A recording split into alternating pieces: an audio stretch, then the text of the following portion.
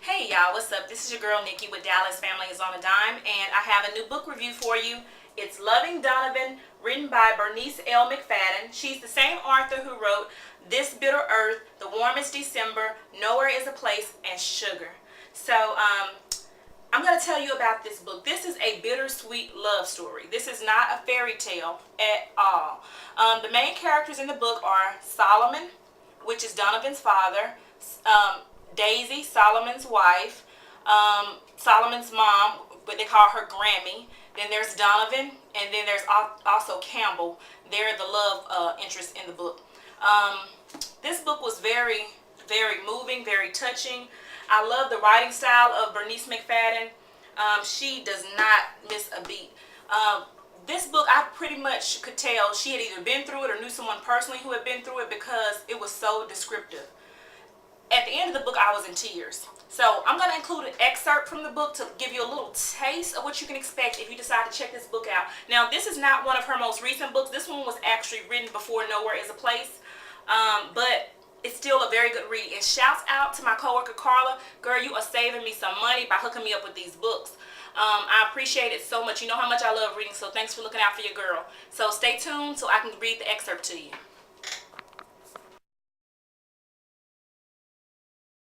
Hey y'all, this is an excerpt of Loving Donovan, written by Bernice McFadden. When she recalls that period in her life, she likens it to a piece of the hard candy she'd often enjoyed as a child. Round, colorful, tangy, sweet on the outside and bitter at the center. 3 years had come and gone, and since then Campbell had married a wonderful man from Kentucky, given birth to a son, moved to another part of the state, taking up pottery and yoga, leased a Mercedes, and purchased a beach house in Anguilla.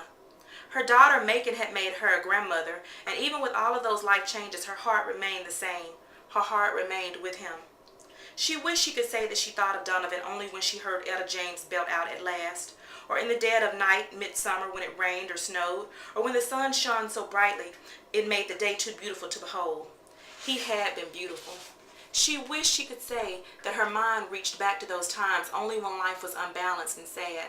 But that would be an outright lie, because she thought about that man even when she was happy and wrapped up tight in her husband's arms. She thought about him when she held her newborn son to her breast, pulled her fingers through her hair. When she sighed, sneezed, breathed, she thought about him. She found him on her mind when she was surrounded by silence, engulfed by noise when she sat, walked, stood in line at the grocery store. Nikki Giovanni must have known someone similar, because she wrote about him in Cancers, not necessarily a love poem. Damn, she thought about him. And she asked herself, would she leave? Would she leave everything she'd ever wanted and had finally gotten? Would she put all she had behind her if she opened the door one day and found him standing there empty-handed but with a full heart? Would she leave everything and everyone she had if he opened his mouth and simply said, hello, I'm sorry, I love you? Would she go? Shit, she believed she would.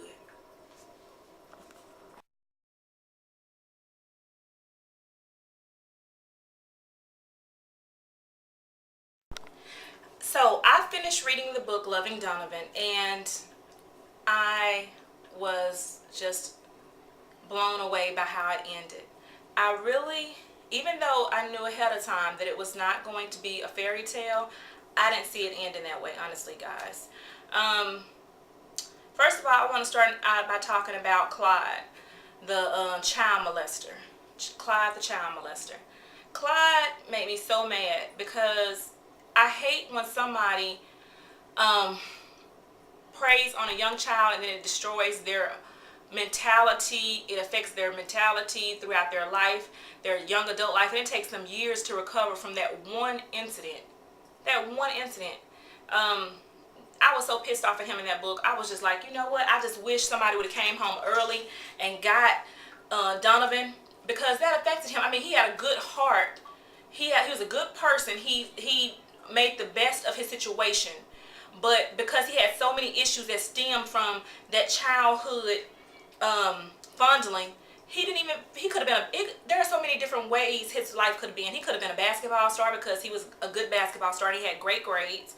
He could have been a star athlete, but he dropped out because of all the stress of not being able to handle situations with certain women, having, to me, panic attacks.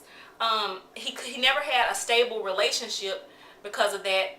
And that right there was just heartbreaking, because I really felt like him and Campbell could have made it work. He could have been her kid's father instead of it being her new husband. He loved babies. If you remember the verse where, the line in there where he cradled his sister Elaine's baby gently. You know, that right there just showed me he could have been a good dad. He had the potential to be one. And he really was very caring. So it was just really heartbreaking, because I really thought that him and Campbell were going to be able to make it work. But because he didn't communicate with her, she didn't really know what was going on. She was left in the dark. The rug was pulled up from under her. I just, I was like, I could see why she cut off all her hair. I could see why she was pretty much losing it. And, but I just really hate molesters, the things that they do. I hate the people that turn molesters into molesters, because you know what? It's a cycle. And it just showed, before you judge people and just say, why is this dude, why is he this way, why is he gay, why is he bisexual, why is he on the down low, you always got to go back to the root of things, because things are not always as they appear on the surface. It's a reason why the person is the way they are. I do not believe that every gay person was born that way. I just don't. Hey, everybody got an opinion. This is mine. I'm not saying, I just don't believe it. I believe it's situations that get them in that, with those urges. Okay, now I'm going to get off of that. I'm going to talk about Grammy, the grandmother, the matriarch. She pretty much ran her sons, ran them into the ground. She wanted them for herself. She didn't want to share them with any women.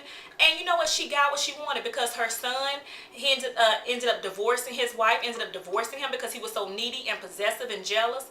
Her grandson, she would always put these thoughts and ideas into his head, and he was basically going to turn out like his daddy anyway. I think if any woman probably would have helped him, it probably would have been Campbell. So it would be really nice to have a sequel to see how Donovan's life turned out. Like, what happened with him? Did he ever find someone to love? Did he ever give all of himself to a woman? Why did he ever just become the father that he wanted to be with? Just be a whole man, because even though he was a good person, he had a career and he had everything that looked good on the outside. He had the Mercedes, he had the good paying job. He put a lot of hours in, which in a way I think he was overworking just to kind of like soothe, or kind of like to put the demons at bay, because the more he worked and heard the wheels on the train, he was a motorman for the train system up north. And so, well, I don't know if it was up north, because it said Detroit and then it said Atlanta. I was kind of thrown on where they actually were. But wherever he was at, when he would drive the train and hear the steel wheels, it got his mind off of the guy who molested him when he was a kid. So I feel like he worked a lot. He spent a lot of hours at work, because that was a way for him to put those thoughts out of his mind. And when he was at home, he had to deal with them, because you can only suppress things for so long. And so I think that's really why because it wasn't like he had a big goal, like he was trying to start a business or buy a house or anything. He was living on the 3rd floor of his grandmother's home. He was basically, I think, just trying to quiet the demons by working so much. And I think if he would have talked to Campbell, they probably could have really truly worked it out, because she loves him. And I think he was really wrong for leaving her, for standing her up at the airport. First of all, plane tickets are not cheap. You cannot get a refund on them. You cannot even change the name on plane tickets. So I feel like that was just kind of really disrespectful for him to just put it in a trash can. I feel like he could have at least picked up the phone and called her, but it was no closure in the relationship. You just pretty much ended it without even closing it. And the thing was, she asked him what was wrong. She gave him plenty of opportunities to talk to her, and he just shut her down and was like, no, everything is fine, it's me, not you. But yeah, can you expound on that? And so I'm like, what, why have her put all her heart into it? And she told you that words mean a lot to her. So and then I want to talk about like women who are the matriarchs. Go back to Grammy, the grandmother. Her life, basically, her husband was forced. He was a shotgun wedding pretty much for him to marry her. And I don't understand. You wanted your husband desperately until he died, and then you don't want your sons to be happy. That's just crazy. That's one thing I've always said. You know what? I want to be the best mother-in-law possible. If the woman loves my sons, I'm not gonna try to hate and be like, she ain't this, she that. Look how she dressed, look how her hair is. I can never say never, but I'm gonna try really hard not to be the evil, mother-in-law, because it ain't necessary. We both loving the same people. And the grandmother, it's like she just wanted to control her son and her grandson's life because that was the only thing she really could control. I also wanted to talk about the situation with Campbell's mom, Millie. And I wonder why in the story did she never find out that that Rita or Luscious was her grandmama? Why did that never come out? And because I really wanted to see that other dynamic of it, of her having to deal with it. And I just wonder, like, was that going to make it just too long? You know, because I really wanted Millie to know that, hey, this was your mom, not your big sister. So there are so many secrets in the black family. It's secrets in every family, but it's just oh my goodness, it was just so many secrets, you know. And I mean, but the ending, like I said, she did forewarn us that it was going to be bittersweet. It was not going to be nice. And it made me, when I read the book, going through it, it made me think of, you know, every woman has that one man that she just loves with all her heart, whether she met him when they were young and they're soulmates and they stayed together forever and a day, or whether she met him once and then it ends it unexpectedly. But I believe every woman has had that one man that she just loves with all her heart, and she just, like, you know, like Campbell, I've been there where it's ended and you just feel like, you know what, I just pretty much want to die without him. I've been there, done that.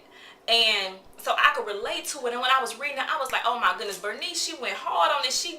Oh my goodness. I was like, you know what? Did she like tear a page out of my journal? That's how thorough she was. She was so descriptive. So if y'all get a chance, now hopefully y'all are only looking at this part if you've already read the book so we can have some kind of discourse on it. But if not, don't look at this part because I want y'all to read it for yourself and tell me what y'all think. Alright, so that's the end of my book review for Loving Donovan. And I have another book that I'm reading, and I'm going to do a review on this. I picked this up at Walmart. It's called Purging Your House and Pruning Your Family Tree. I really like this. I'll pick it up every now and then, put it on my bedside table, pick it back up again. I don't want y'all to think that I only do secular books. I actually read a lot of Christian books. I've read a lot of them in the past. It's just this phase in my life right now, I'm just kind of reading more books that are given to me that are a little bit more current. And every book I get, I always ask God to show me some truth in it, to, you know, help me to, you know, teach me something new. And He does with every book. But I do tend to have a large amount of Christian books in my home. This one right here, like I said, I've been reading this off and on. I've actually picked up some really great things that I'm going to implement in my own home. And actually the subtitle of this is How to Rid Your Home and Family of Demonic Influence and Generational Oppression. Because I'm real big on not having my kids go through the same things that my forefathers went through. A lot of those demons we ain't finna bring up into this house. So I'm real big on that. I do believe in the spirit world. So I will be doing a book review of this. But like I said, this is one of these books where you read something in it and you put it down for a little bit. You try to soak it in. This one here is not a quick read. I mean, I can read it quickly, but I really want to learn and glean from it. So if you're interested in that, expect a book review for this book pretty soon. Alright, talk to you guys later. Bye.